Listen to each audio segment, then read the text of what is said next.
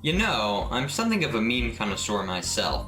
I've studied all different kinds of memes. Some are good, some are, not so good. But one of my personal favorites is the Iceberg meme, which we'll be covering today. In this Iceberg, we'll be covering the production music featured in the animated children's show, SpongeBob SquarePants. Now, before we begin, I suppose I should explain the Iceberg meme itself. Basically, the iceberg is divided into sections, or levels. Each level contains things related to the subject, in this case, the SpongeBob music community. The more common things are at the top, while more mysterious or lesser known things are at the bottom. With all that said, let's plunge into the waters.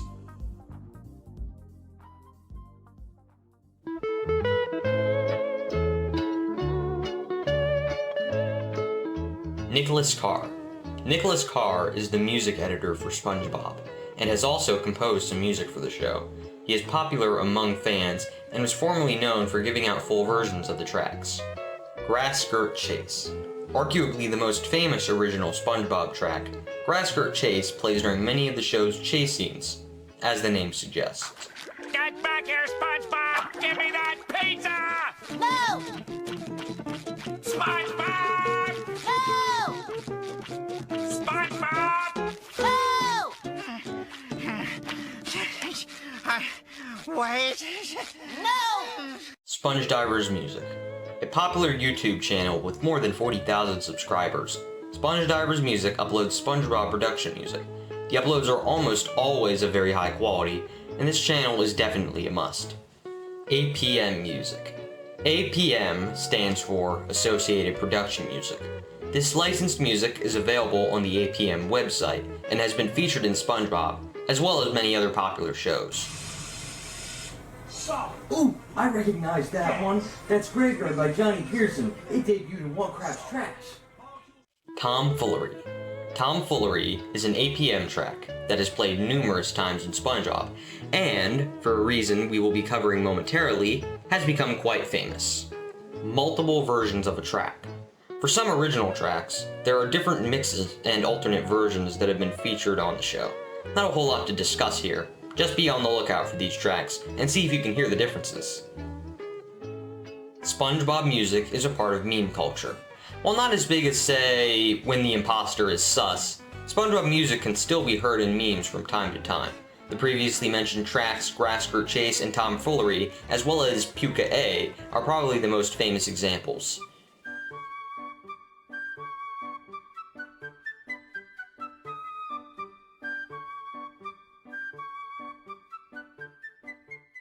Other SpongeBob music composers. While Nicholas Carr composes much of the show's music, he is not the only one. Other composers include Jeremy Wakefield, Sage Guyton, and Michael Bulger, among others. Johnny on Sugar. Johnny on Sugar has played a big role in the SpongeBob music community, often cleaning tracks to near perfection. More on cleaning tracks in a bit. Ivan HG. A controversial person in the community, Ivan HG spends much of his time trolling in the comments section and insulting everyone, especially a certain person that we'll be discussing later. Cartoony tracks. Around season 6, tracks began to debut that sounded noticeably, well, cartoony. They were very controversial, as they didn't fit with the Hawaiian style of the show. Many fans have since warmed up to them.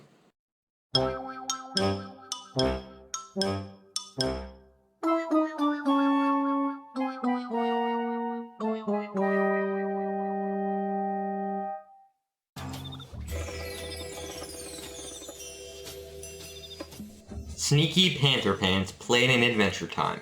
In the Adventure Time episode Mystery Train, the original SpongeBob track Sneaky Panther Pants plays at one point. Since Nicholas Carr also worked as music editor on Adventure Time, perhaps he wanted to include one of his original compositions. Ha! A basket of eggs, fish, and cabbage. It's a receipt from an earlier train ride, from another train. Jake, I found a book. It's a dictionary. Trying to get tracks clean.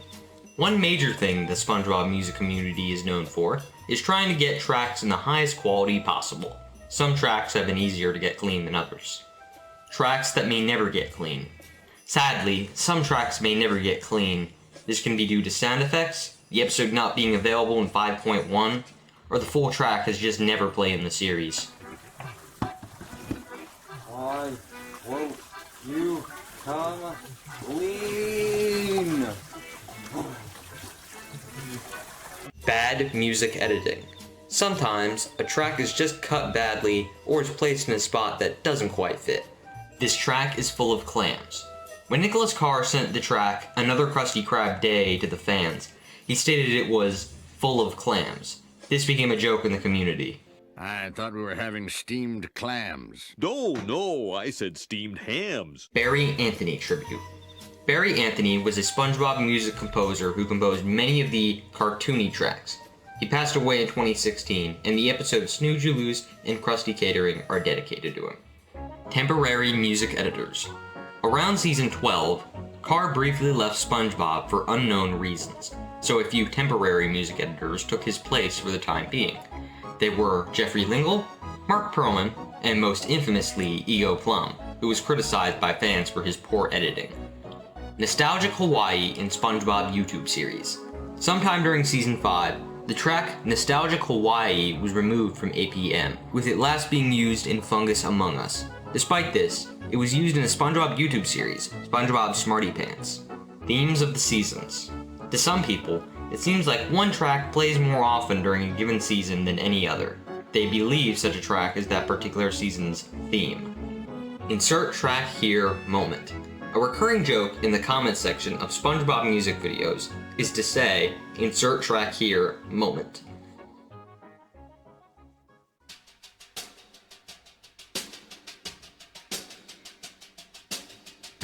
The Humpback Hop. The Humpback Hop is the track that plays during the party scenes of Party Pooper Pants. It's one and only appearance on the series. Cream Pie Abusive Pitch. This refers to a theory that states, when the episode Big Pink Loser first aired, the title card music for the episode, Cream Pie, was apparently abusively low-pitched, and it scared the daylights out of children, so it was changed. This rumor turned out to be false, however. Patrick Lifey. Patrick Lifey was one of the earliest examples of someone uploading SpongeBob music. While he only uploaded APM music, he was still a famous part of the community. As of this recording, it's been 9 years since he last uploaded. We Want to Rock. We Want to Rock is a song by the band They Might Be Giants. It is commonly used in the meme videos of SpongeBob music enthusiast, Narcle Sponge. The Name of Unknown Goofy Q. Unknown Goofy Q has had a bit of bad luck when it comes to names. Its first published name, Silly Shenanigans, turned out to be false. Later, it was labeled as Silly Bob Conversation, but that turned out to be another track altogether. So for now, the real name of Unknown Goofy Q remains a mystery. Honolulu March played in a trailer for the first SpongeBob movie. Not much to say, this APM track played in a trailer for the SpongeBob SquarePants movie. Sean Graham. Sean Graham was a YouTuber who constantly begged for full episodes of SpongeBob. His channel was terminated, and he's become somewhat of a joke among the community. Look, people of YouTube, I really need the SpongeBob episodes, Shell Games, Swamp Mates, and One Trick Sponge uploaded in high quality, the United States version, and I need it uploaded now. Terminated. For some reason, the previously mentioned Ivan HG has a rather strong hatred for SpongeBob music uploader Ernesto, constantly hurling insults and telling him his channel is going to get terminated.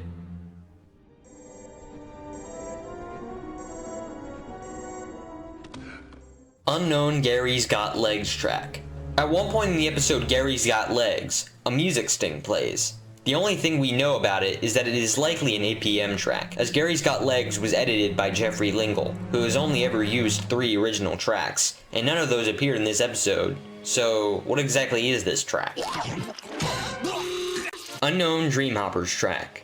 At the beginning of the season 12 finale, Dreamhoppers, a 40-second long track plays. It plays again in the first 2 episodes of season 13, the episodes right after Dreamhoppers. This begs the question, why would Carr decide to use a track 3 episodes in a row? Odd.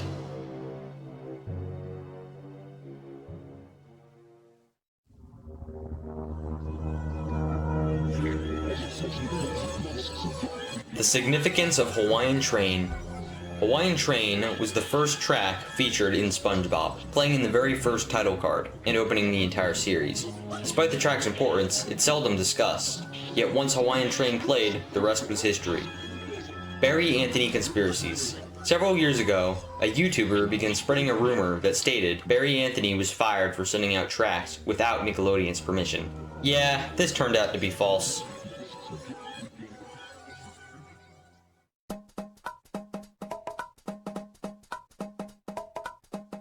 And that, my friends, is the end of the Iceberg. Thank you for watching, and I'd like to give a shout out to Glitched Blood and Jamie for contributing to the Iceberg, as well as Meow3, who also made suggestions. Unfortunately, not everything could make it into the final Iceberg, but I do appreciate everyone's input.